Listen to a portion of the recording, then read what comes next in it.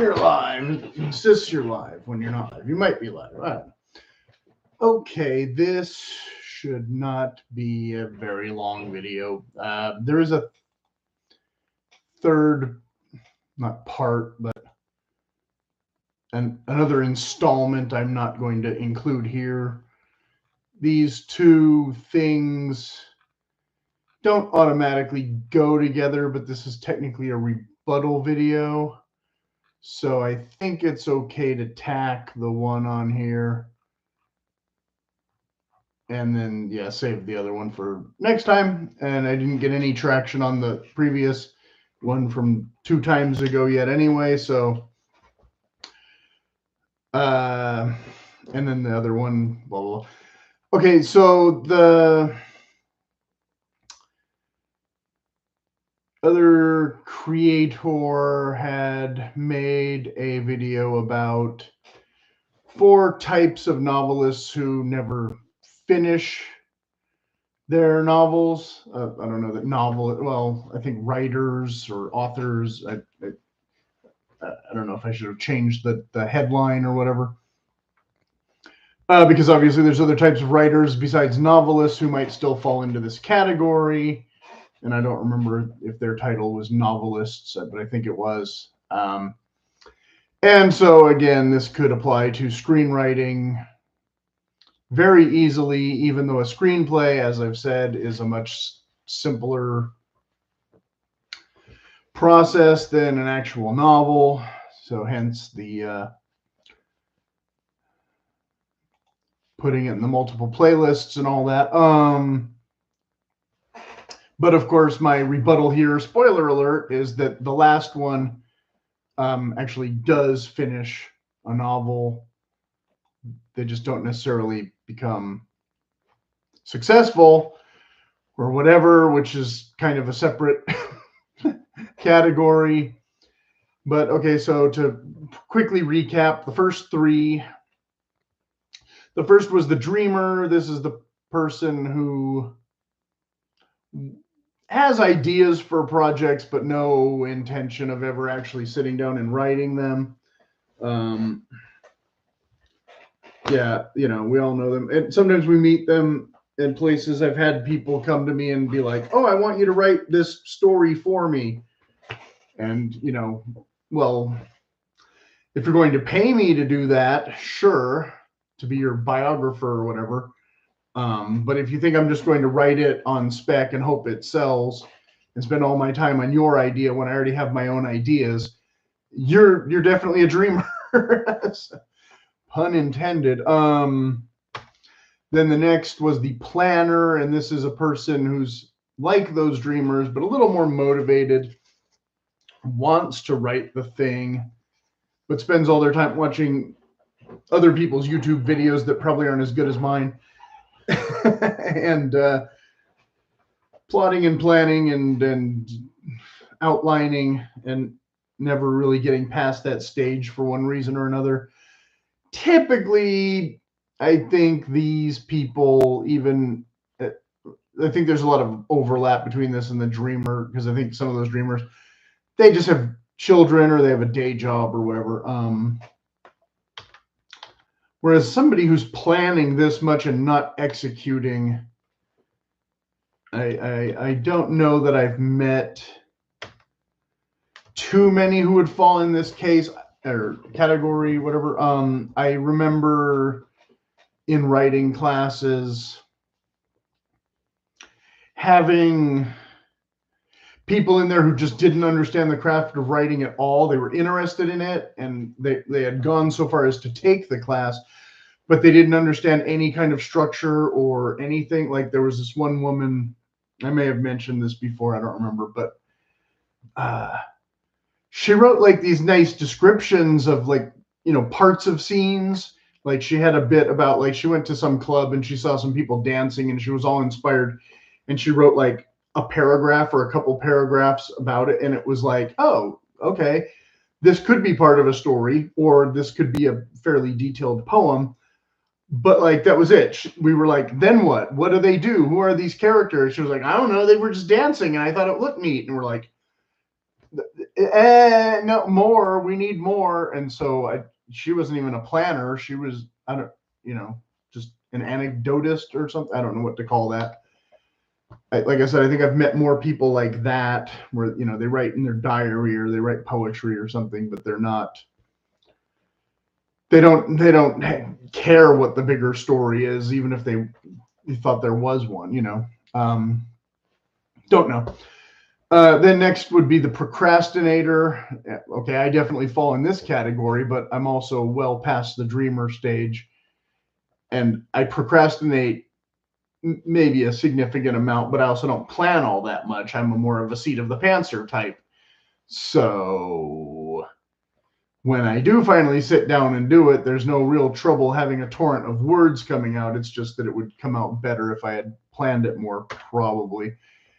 And of course, I'll never write as much as I could have if I just sat and wrote all day, every day. But then who would ever want to read all of that? As I've said, good luck getting published to begin with, much less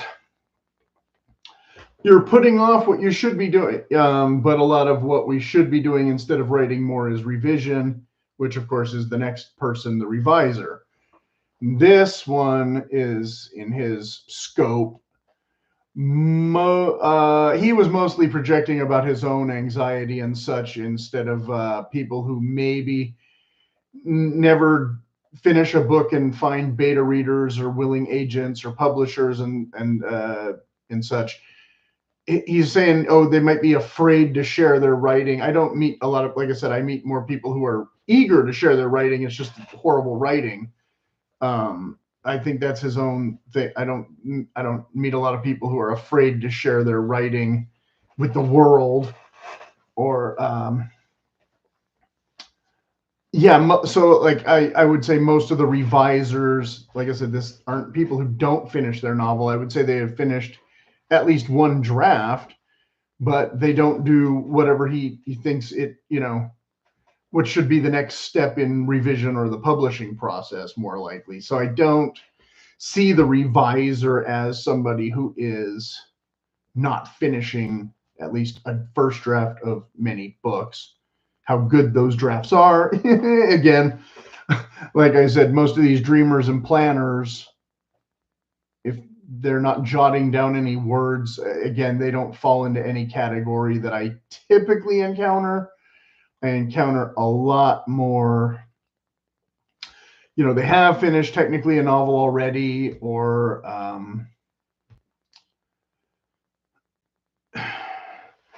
even if the other three aren't the exact same thing, but there's usually a combination of those traits, possibly. Like I said, I consider myself a procrastinator and a reviser more than I consider myself a dreamer or a planner. Let's see. I thought the planner and the reviser would be,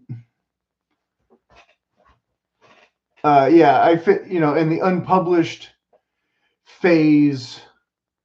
I'm in the unpublished more than the endless reviser. Like I don't do 15 drafts of a thing typically. I've become more of a reviser, I guess, in my old age or neglected unpublished phase. More than I would have been if I had become, successful at like age 20 or whatever, or, some more years ago when I first thought I was talented enough and had, some story pages already to go for a second draft or whatever. He was saying 5 or 6 drafts under your belt. No, by the time I'm done, through most of my first draft, that's the crap one, I've already started 2 or 3 other projects that may or may not, limp along, or, even they might even surpass the first one for length and clarity, or, well written, I fleshed out story ideas and all that. And so that first one kind of gets abandoned and doesn't get properly revised because I've already gone on to the next thing more.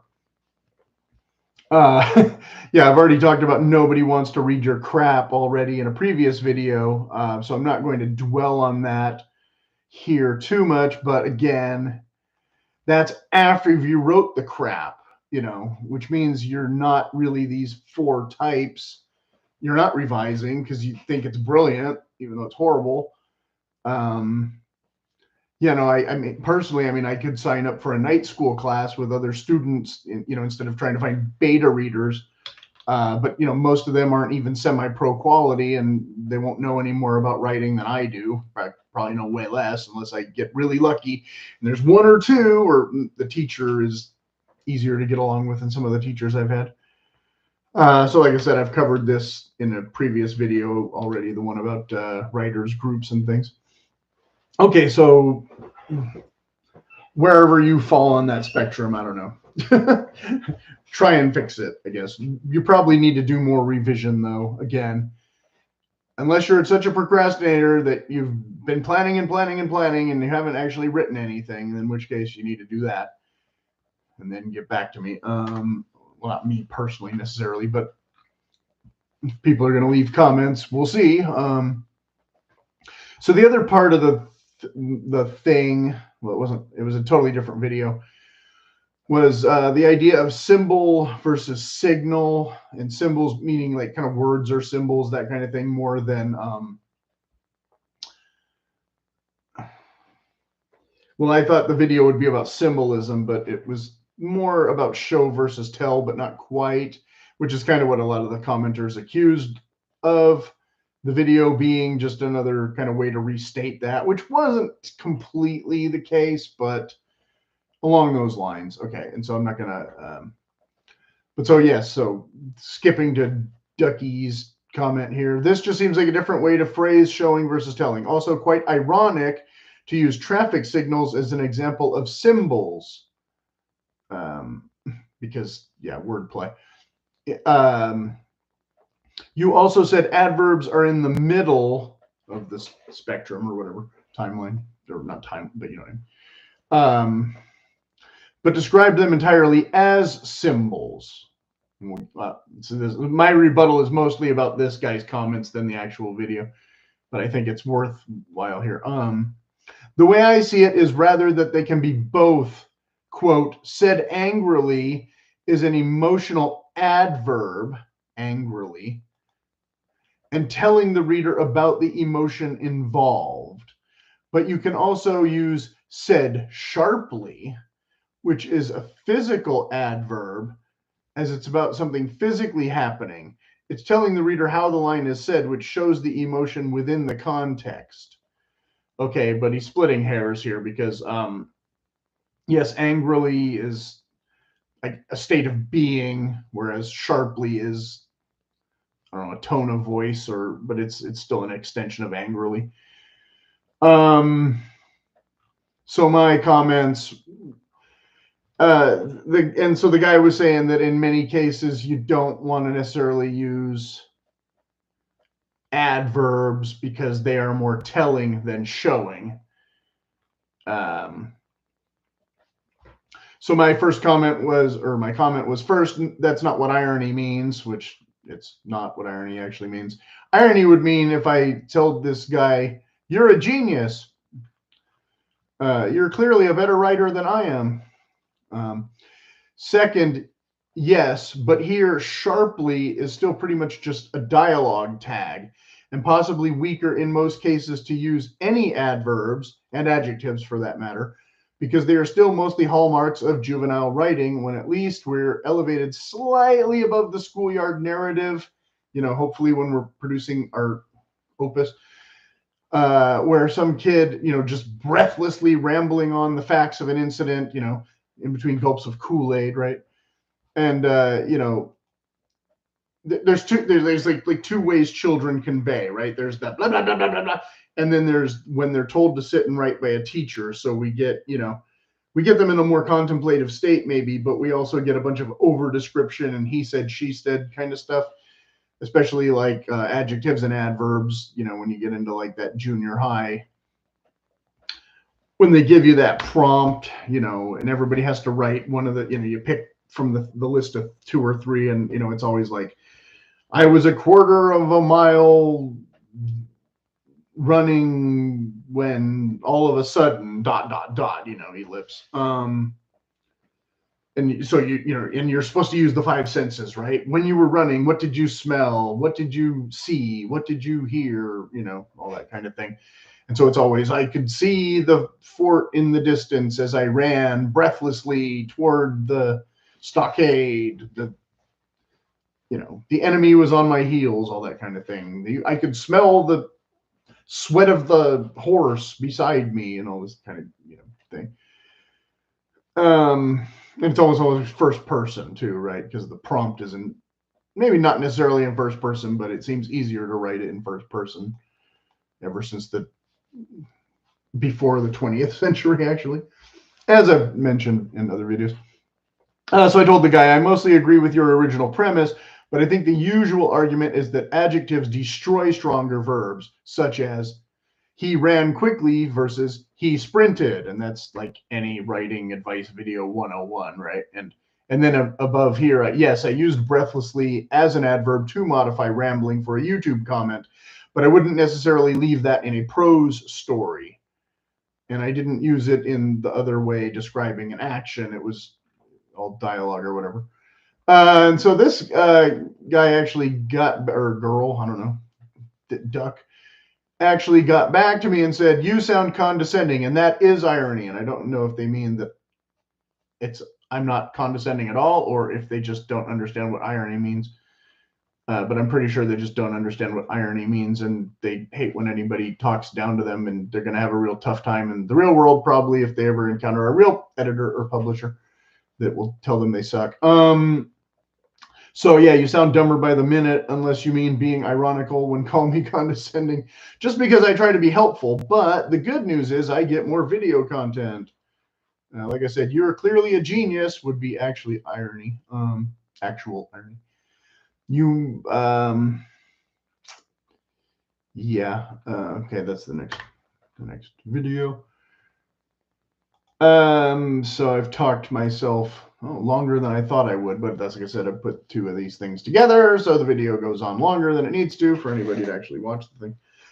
Blah, blah, blah. Okay, so as usual, if there's any questions, you can leave them in the comments if you need clarification on one of these 2 points, or you just think I'm a wise ass like that guy and think I might actually care to hear your opinion. You might be mistaken. Don't know.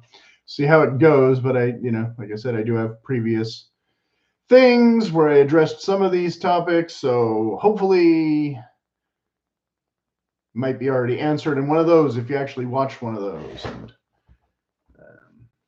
all that. Okay, so I guess I'll stop now because that's plenty, and see how it goes. Happy writing. And is it Thursday or Friday? Oh no, when's the holiday? It's not yet, but some of you might be celebrating already tonight. So, yay.